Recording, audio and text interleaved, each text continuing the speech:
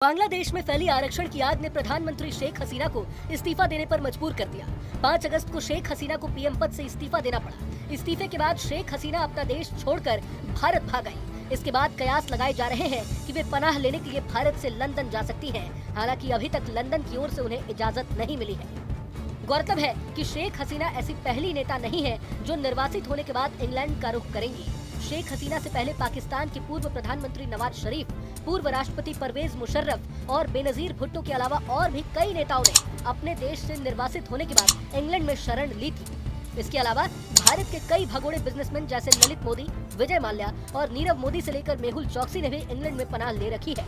ऐसे में आइए जानते हैं कि पनाह लेने के लिए हर भगोड़े की पसंद लंदन ही क्यों है। बता दें कि हर भगोड़े या निर्वासित नेताओं की पहली पसंद लंदन होने के पीछे की वजह वहां का सख्त ह्यूमन राइट्स एक्ट है। रिपोर्ट्स की माने तो ब्रिटेन में किसी शख्स को शरणार्थी के रूप में तभी रहने दिया जाता है जब वो अपने देश में सुरक्षित न महसूस कर रहा हो, साथ ही उसे अपने देश में उत्पीड़न का डर हो। इसके बाद इंग्लैंड अपने शरणार्थियों के हितों की रक्षा करता है और उन्हें उनके देश वापस जाने के लिए मजबूर नहीं करता है। चूँकि पाकिस्तान, बांग्लादेश और भारत इंग्लैंड के उपनिवेश रह चुके हैं, इन देशों की कानून प्रणाली कई हद तक एक जैसी है।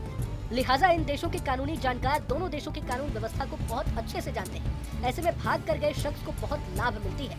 कानूनी वजहों के अलावा एक वजह इंग्लैंड में इन देशों की बहुसंख्य आबादी का होना भी है। रिपोर्ट्स की माने तो लंदन के बहुत सारे इलाके इन देशों के कुछ इलाकों से मेल खाते हैं। ऐसे में इंग्लैंड के माहौल में उन्हें घुलने मिलने में देर नहीं होती। हालांकि ये कोई पहली बार नहीं है जब शेख हसीना को निर्वासन का दंश झेलना पड़ रहा, बल्कि साल 1975 में भी ऐसा हो चुका है। तब उन्हें अपने पिता मुजीबुर रहमान और अपने परिवार के सदस्यों की हत्या के बाद बांग्लादेश छोड़कर भागना पड़ा था। फिर 1980 में वो वापस अपने देश लौटी थी। इंग्लैंड के साथ साथ भारत में शरणार्थियों के लिए क्या नियम है ये भी जानिए।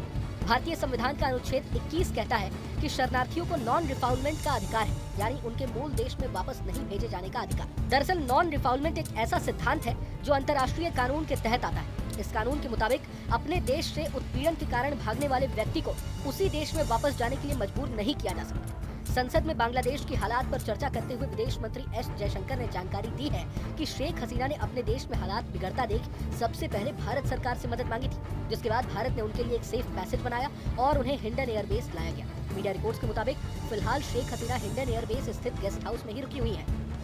हो सकता है कि आने वाले कुछ और दिन वो भारत में ही रहे। अगर आपके मन में ये सवाल उठ रहा है कि शेख हसीना को दिल्ली के बजाय गाजियाबाद के हिंडन एयरबेस पर ही क्यों ठहराया गया, तो इसका एक सीधा जवाब है कि हिंडन एयरबेस पर सबसे ज्यादा सुरक्षा रहती है। एशिया का सबसे बड़ा एयरबेस हिंडन ही है और यहाँ पर जैसी सुरक्षा रहती है वैसी कहीं और नहीं रहती। इसके ऊपर भारतीय वायुसेना का पूरा कंट्रोल है। ऐसे में यहाँ पर हर तरह की स्थिति से निपटा जा सकता है। शेख हसीना के विमान को दिल्ली एयरपोर्ट पर लैंड नहीं कराने के पीछे एक और वजह ये भी हो सकती है कि भारत की सुरक्षा एजेंसियों को अंत तक शेख हसीना की लोकेशन को एक सीक्रेट रखना।